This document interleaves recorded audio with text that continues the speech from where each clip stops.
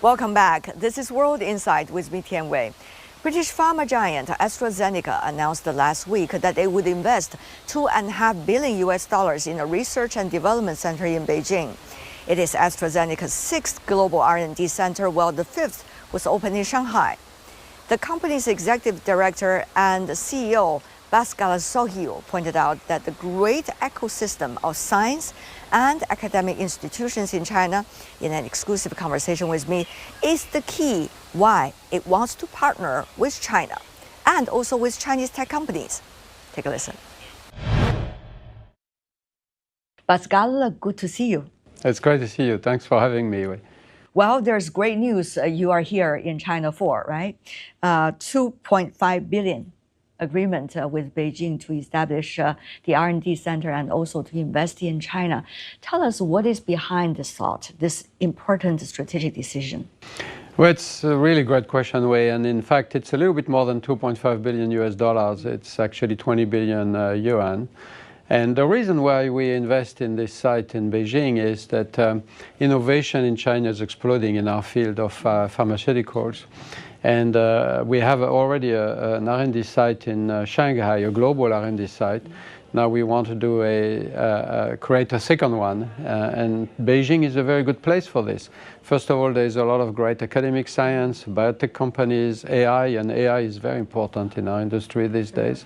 We want to partner with all these companies. We want to invest in the ecosystem. We will have 1,700 people in the biopark.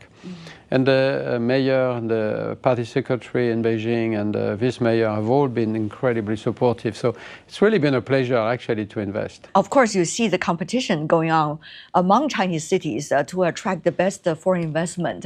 What do you make of that, and what does that mean? How is it going to translate into your operation and your opportunities? I've always been a believer that competition is a good thing. Yes? As long as it is good competition. I call it the sports competition, fair competition.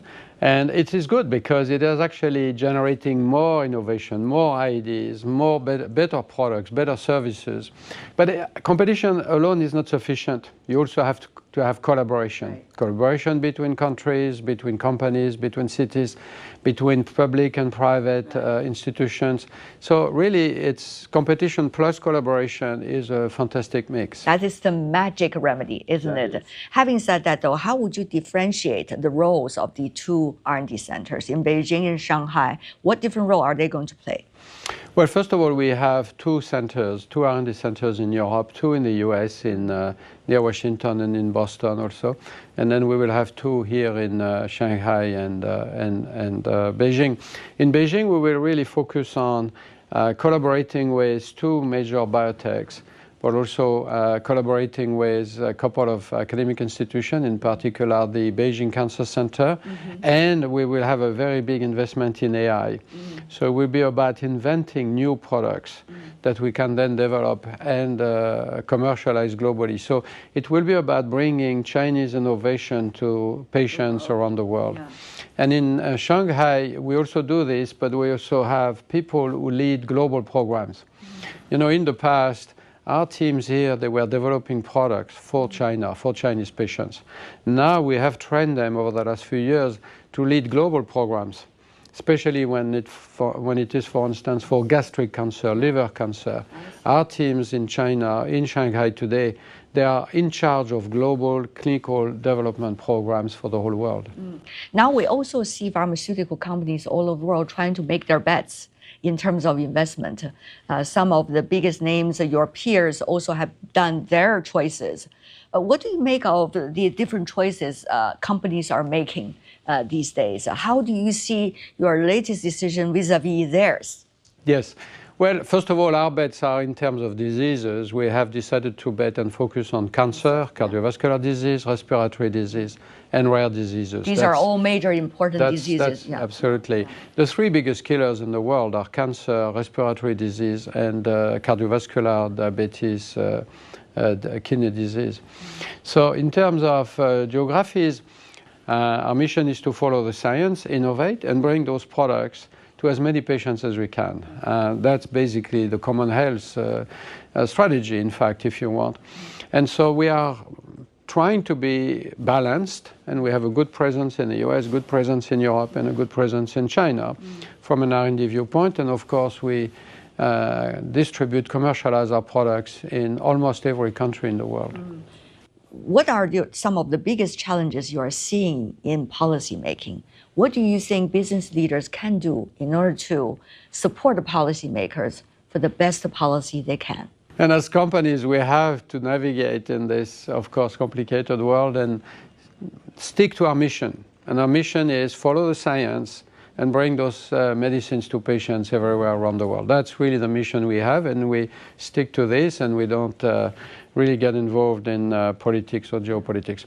So if you look at the regulations in our industry in China, the last 7-8 years have seen a massive transformation.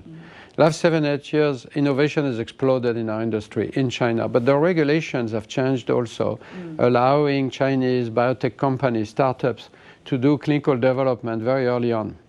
And that has enabled them to develop products and then start partnering and exporting their products. So the regulation has really improved a lot in the last few years in China. Then if you look at the general regulations, I think what we want to see, what we should see is opening up of markets, collaboration across countries, collaboration across the world. And finally, also a big drive towards green transition, green energy. I personally believe the future is all about green energy, reducing carbon emissions. 14 million people die every year of climate change and pollution. We need to do something about this. Yeah. And it's going to make business sense as well. Absolutely. And, you know, the green transition can make business sense. Indeed. Absolutely, you can. We have, as a company, doubled in size since the Paris Agreement in 2015. The size of the company is twice as big.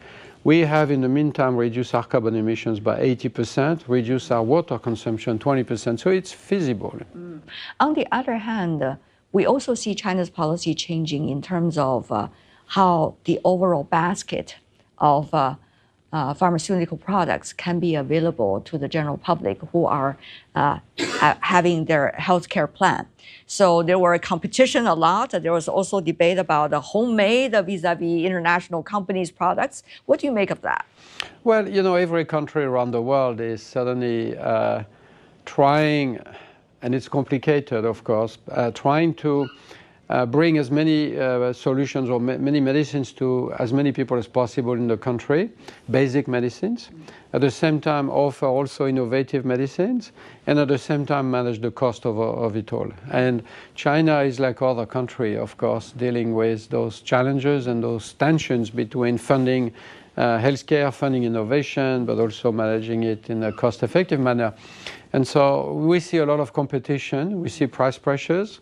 I think the price pressures, of course, they are part of managing the cost. They have to be moderate so that innovation can be funded and can be paid for.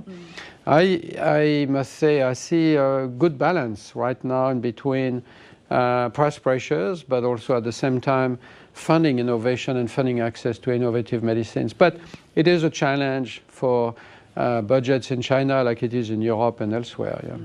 I'm sure, Pascal, you are very well informed and therefore know very well that since China's annual political season this year, there are several areas of innovation that has been particularly mentioned, which means there will be more policy support and other supports as well on R&D. Biomedicine is one of those, together with AI and quantum computation. So what does that mean to global company like yours, especially when you're trying to establish R&D centers, the second one in this country? Yes, I mean, I think if you look at it, I mean, every country should strive towards keeping people healthy and productive, right? And so keeping people alive longer, of course, is an important goal, but they have to be healthy and productive. And the best way to do this is to diagnose them early when they have disease and cure them. And we now can see the time when the cure for cancers, many cancers, will happen. In a few years, I'm sure we will be able to cure quite a number of cancers for two reasons. First, we will diagnose patients earlier, and two, we will have better treatments. Like what kind of cancer? Today, breast cancer, we often cure patients. Lung cancer, not, because they're not diagnosed early enough. But new technologies will actually allow early diagnosis, and then you can cure patients with surgery or medical treatment. But you can only do this if you invest in innovation, if you invest in R&D. And I think China is very well placed in that regard because of this explosion of great science. I think really we see an acceleration of knowledge. Look at AI, look at so many other fields. And in our field of medicine and biology, there's a tremendous acceleration of science. You build knowledge on knowledge, and AI is accelerating this even more, and we will soon be able to really keep populations, healthy and productive. May I just focus on AI for the time matter? DeepSeek, of course, has been such a big name because it changed the approach to artificial intelligence, not on a scaling law, but rather focusing on new engineering possibilities and open source approach. What does that mean for the pharmaceutical industry like yours? How will your R&D center tap into these very convenient potentials here? Well, first of all, if you talk about DeepSeek, I mean, I use ChatGPT, I use Grok 3, and I use DeepSeek. Yeah. And then I must say DeepSeek is very good. And DeepSeek is changing my life because I ask the DeepSeek questions 5, 6, 7 times a day. Yeah. And all the answers are changing your life? And all the answers give me very quick knowledge, very quick information, and really very helpful. But this is like, our daily life. But I think AI in general will change our industry. It is accelerating the way we discover new medicines, the way we optimize molecule. In the past, we were finding a molecule, optimizing it 6 months, nights a week, accelerating clinical trials. It will change the way you diagnose patients, the way you treat them. We have now AI-activated diagnostic tests. So it really is used everywhere in our company today. How will open source be able to benefit you? We are actually moving into using AI agents to optimize, of course, our processes, make things faster. But what we're also doing with AI is what I call the even more innovative part of AI, which is to use AI in combination with large database of information that come out of large hospitals or large healthcare systems. And you can actually come up with new systems to diagnose patients faster, or for instance, you can use AI to shape your clinical trial protocol to define whether they will work or not work. So the change that it is bringing is absolutely incredible. Pascal, what a pleasure, always. Thank you so much. Thank you, appreciate it. Thank you.